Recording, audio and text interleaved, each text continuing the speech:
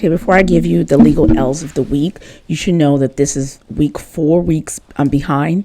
I finished recording, editing 3 weeks worth of legal L's, and right after I finished, a whole nother week has passed. So this video is 4 weeks. This intro you're seeing is just from this past week. Attached to the back of this intro is going to be the 3 weeks. So this video is going to be super, super long. Anyway, I think just really quick point of reference, what I'm going to do in the future is I'm going to just do videos on the L's as they happen. And then at the end of the week, I'm just going to do an intro, compile them, so it'll be faster for me to get them done actually. So let's catch up. All right. So the first one is the most recent one.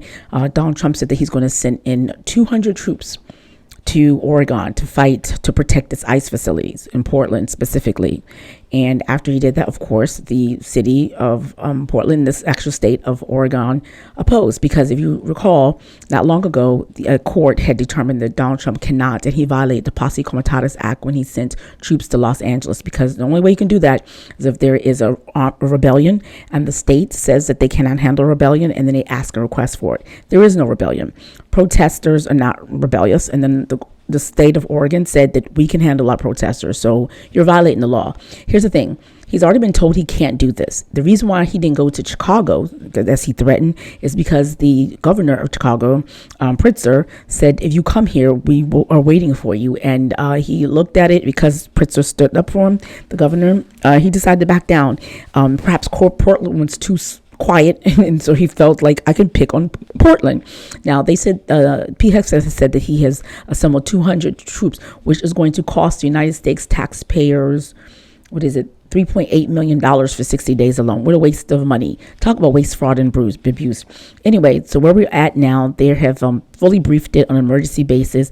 Interestingly enough, the Trump administration's lawyers are arguing that it's no rush, it's no hurry, because the state of Oregon asked for a temporary restraining order to block it pending the discussion, but they've already been determined that they couldn't do it in LA, they can't do it in Portland. So the same set of facts that exist in LA exists in Portland, exists in all other states. And now he's heading to Memphis, I hear today. Now the Tennessee, you guys have a Republican governor who's like, come on down. So at least the second part of the animus deciding whether to send troops are met, because the governor is saying, come into Memphis, Tennessee. He's just abusing his power. That's all this is. So I'll keep you updated on that. There's supposed to be a hearing this Friday at 10 a.m. So I'll keep you updated and tell you what happens after that.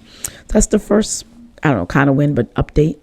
Veteran Judge William Young, a Ronald Reagan appointed judge, said that the Trump administration, Kristi Noem, and Pam Bondi, Department of Homeland Security, essentially was chilling speech when they tried to round up students who just protested. Specifically, he says they did so in order to strike fear into similarly situated non-citizen pro-Palestinian individuals, curbing lawful pro-Palestinian speech, intentionally denying such individuals the freedom of speech that's their right, because to strip speech solely based on to strip visa solely based on political speech and with the intent of chilling such speech is not only unconstitutional but a thing virtually unknown to our constitutional tradition. The First Amendment does not distinguish between citizens and non-citizens, and the effect of those targeted deportation proceedings continue unconstitutionally to chill speech even today. So he's blocked the Trump administration from doing that, but we knew that, but it's a final order. Now let's see if they appeal it. And a great smackdown, Judge Royce Lamberth, who is another Republican appointed, this one appointed by Ronald Reagan again, said that when he previously told Kari Lake, who is the head of Voice of America, to not shut Voice of America down, to not lay it off. They kept the people, but what they did was to diminish the programming to like 2 pieces of programming. So they effectively shut down Voice of America's without. And he said, my order was to not shut them down, to keep them running. But you cannot do that. And by shutting it down, you essentially violated my order.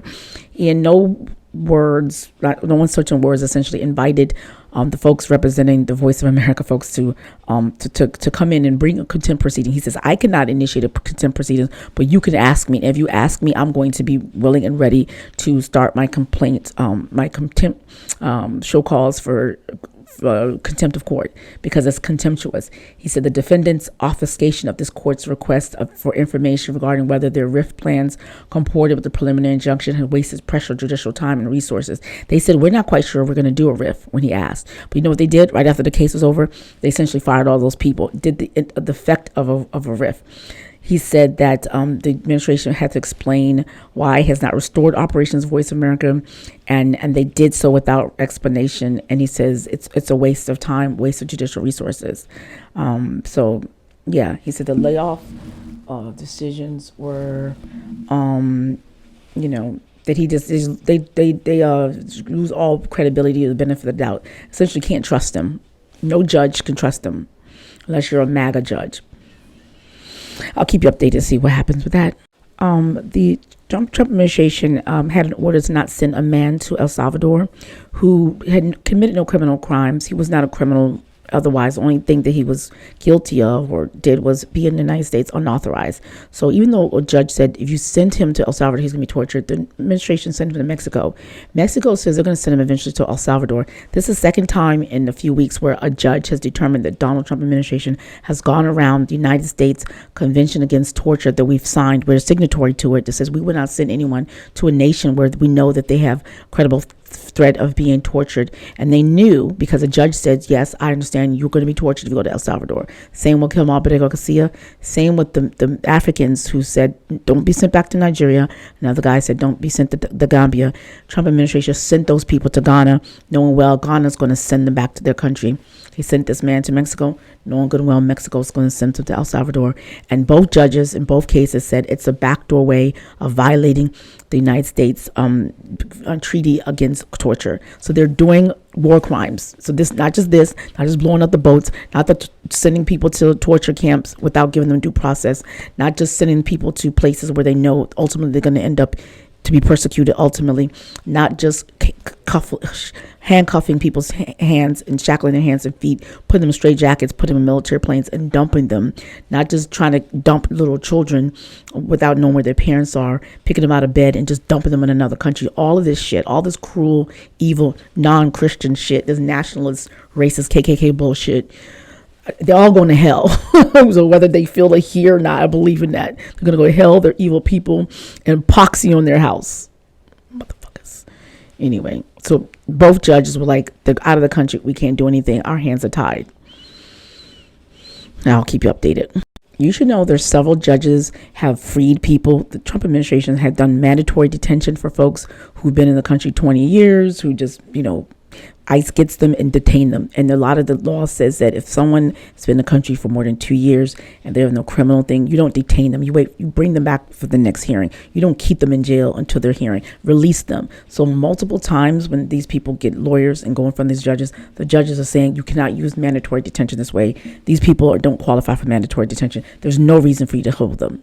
So repeatedly I'm seeing in the dockets that they're letting these people go. But because these are cruel assholes, barbaric, emotionally deprived people who didn't get suckled enough as children running this government, they're doing this to people. Evil motherfuckers. Okay, so Rhode Island had already won its case against the Trump administration for withholding funds for not participating or assisting in immigration enforcement. And the judge had a deadline to get the money back, and the Trump administration was dragging its feet with giving the money back. And so the judge ordered, give the money back. So they got their money back that the Trump administration withheld because they would not participate and help them in violating the separation, the federalism, the principles of federalism. The states are now obligated to help you with your federal job of immigration enforcement. So that's a win for Rhode Island. And then finally, there's been a lawsuit against the Office of Management and Budget of Russell Vought for threatening to fire more people if there's a government shutdown, because that's not how it works. First of all, you already fired a bunch of people, and the RIF has a process, and so you cannot fire people because of a government shutdown. So they're being sued for that. I'll keep you updated on that as well. A district court judge has removed yet another Trump-appointed U.S. attorney from federal service. Her name is Seagal Chhata in Nevada, just like Alina Baba. Like, you keep appointing these people without going through the proper process, and they're not even qualified. So out. So another one got kicked out. All right, now back to your regularly scheduled program. This, you're just going to see on the other side of this intro, is the 3 weeks. So the video continues. So it's going to be a total of 40 minutes long. And so hang in there. I'm going to chop this up into little bite-sized pieces. So stay tuned to my account, JJ Legal. Each one teach one. I totally lied. I lost the footage. I tried to edit it. When I added, I made a mistake. I should have just saved the 30 minutes in a separate file. Instead, I added the new content. When I did it, it messed up the timeline. And so I was like, I don't feel like doing this over again. Let me go back to the previous version, but I didn't save the previous version like an idiot. I should have done that. That would have been the easiest thing, so I could just put them together. So I lost the 30 minutes, and I'm tired, and I have other stuff to do. I had phone calls to make, and I have like so much other stuff to do that I'm not going back to those 3 weeks. So I'm sorry, y'all just not gonna get those 3 weeks. Y'all going to just get these past week, and then I don't know. Maybe if I can, I'll try to do a snippet. I'll try to do a fast without the receipts of the other weeks, and I'll do it later on. All right, that's it. I'm tired. That was 30 minutes. That's a whole day gone doing that.